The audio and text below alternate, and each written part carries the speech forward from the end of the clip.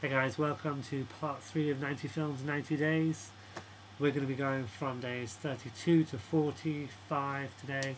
So let's get this shizow on the road. Anyways, day 32, I watched American Psycho. Oh my god, absolutely amazing. Christian Bale's best performance, bar none.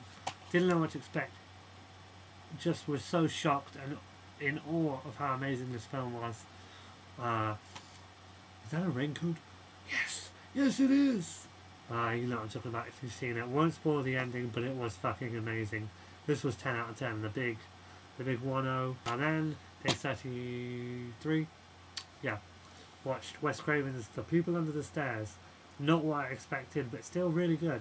Kind of silly concept, and some kind of convenient plot points, I guess, and a bit of a cheesy ending, but it was, you know, as a whole it works. It's just a really fun and kind of tense flick as well. The beginning is especially tense, but it's really just, you know, the two leads, I suppose, the mum and the dad, really make the film, you know, from Twin Peaks. Give it a watch if you're looking for kind of a fun horror movie. That's 7 out of 10. Then day 34 I watched the original Japanese Ring, or Ringu. Well, I'll start off by saying, in the middle, thought it was a little bit slow.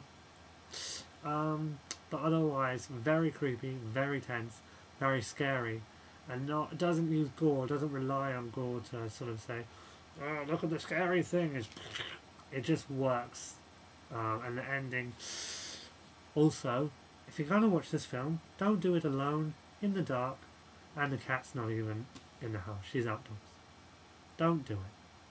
Because then you'll be forced to watch crappy Disney wizard movies to unscare yourself afterwards. Yeah, that was a 7 out of 10. 7 out of 10 kind of feels low, but I don't do like 0.5s. And 8 just felt a little too high, so I'm sticking with 7. Could go up, maybe if I'm feeling generous, but for now, 7 out of 10. For day 35, I watched Nightmare Before Christmas. An all-time, just childhood classic of mine, really, just absolutely brilliant. Songs are fantastic, characters are fantastic, story is really unique and different, you know, and it has this really great too kind of gothic feel, and then the Halloween more, you know, happy feel, you know. And What's This? Absolutely brilliant song. Boogeyman creeped me the fuck out as a kid. 9 out of 10 for that one. Really fantastic flick. Love it to bits. Day 36, which was Halloween night, I watched Halloween. Of course, John Carpenter's Halloween. I guess I know, highly original. Watch Halloween and Halloween. As far as the flick goes, yeah, really good, but it's a tad overrated in my opinion. It's really tense, really good, but supporting characters are extremely annoying. That girl who says totally all the time. Fuck, I couldn't wait for her to die, if I'm honest. Jamie Lee Curtis's character, she's a bit whiny. I do like the fact that Michael Myers is a silent, deadly killer who, you know, you just don't know how is he still alive? What's going on?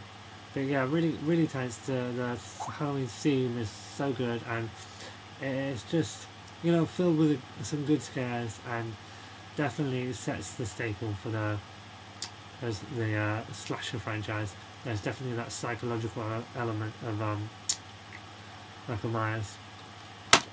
Then for day 37, I watched Battlestar Galactica: The Plan. Yeah, I know it's straight to DVD, but it's still a movie. 1 hour 50 minutes, for Christ's sake. That's longer than some theatrical films. I'm a big Battlestar fan. Love Ron Moore's Battlestar. I thought this was a fantastic movie. Just really great, kind of giving this other side to the first 2 seasons. The more kind of psychological side that we see to the Cylons in season 3 and 4, giving that edge to the first 2 seasons. It is just really fucking good, and it's not as good as the series, but much better than the other Battlestar movie, Razor. And if it is the final Battlestar thing we get, then it's a great cap on the series, in my opinion. That's an 8 out of 10. That was day 37. Day 38, I watched Alfred Hitchcock's I Confess. Not one of his top films, but really enjoyable. Slow start, but once it gets into it, it actually is really quite a compelling thriller. Usual Hitchcockiness, great camera work, just some good acting all around. The leading lady's performance, I don't know, I just love that whole style of acting, just that's kind of very romantic-ish and movie-ish, that was done in the 40s and 50s, etc. I confess, 7 out of 10, really enjoyed it, bit of a slow burner, but give it a watch if you're a Hitchcock fan. Then, and it's not October anymore, but I wanted to give this a watch, and day 39 was Halloween, Rob Zombie's Halloween remake. I did like this, but I had some problems with it, and I'll tell you what, it was enjoyable. The first half with his origin story, oh fuck me. The stuff when he was a kid in the hospital was really interesting. Was the best stuff. And to see him kind of go down that route and become more just humorless. I would have liked to see more of that and not just jump to 15 years later. And then, like, when it became the second half of the movie, when it was just a remake of the first, essentially, but it just felt like there needed to be more of a thread of connection. We should have continued to follow Michael Myers, and not shifted over to Laurie and done a follow-on remake of the first. But saying that, I did feel more empathy and compassion for Laurie in the remake than I did in the original. Guilty as charged. Sorry if I get hate for that, but I did. I also thought the ending was really tense and really gripping, I guess, and it really felt chaotic and mad. Anyways, yeah, 6 out of 10. It was interesting, but it was like two halves. Anyways, I talked way too much about that. For day 40, I watched Groundhog Day with Bill Murray. Really fantastic movie. Just, I'd forgotten how funny this was. All the stuff where he's trying to win over that girl, he asked her, or I was trying to sleep with her, he asked her all those questions about where she went to school and stuff like that, and then the next day when he repeats it, he's like, aren't you so and so from... Really great. You kind of know how it's going to end, how he's going to become the good guy and just and win over what's her face's heart. And the ending, I think, is a bit silly, where he's like, we should live here, and they've only spent one night together, but whatever. It's a really funny movie. 8 out of 10. For day 41, I watched another Hitchcock film, Dial M for Murder. I just thought it's fantastic, really strangely captivating and just really kind of compelling film. Yeah, that was a 9 out of 10 for me. Just really loved it, all the performances, the whole setup of the film was brilliant, and just the way it kind of, the guy's plan just sort of unravelled as it went on. I thought it was fantastic. 9 out of 10. And day 42, I watched Wolf on the recommendation of Salo24. Yeah, this is really good. I didn't know what to expect of it. I liked how it wasn't kind of traditional werewolf stuff. It wasn't like, hey, look at our fancy effects. It was more of a character driven film, more of a character study, and just how Nicholson deals with it, and how his personality reflects also the changing of the wolf. And I thought Michelle Pfeiffer was really good in it, and it's just really great performances all around. Fantastic ending as well.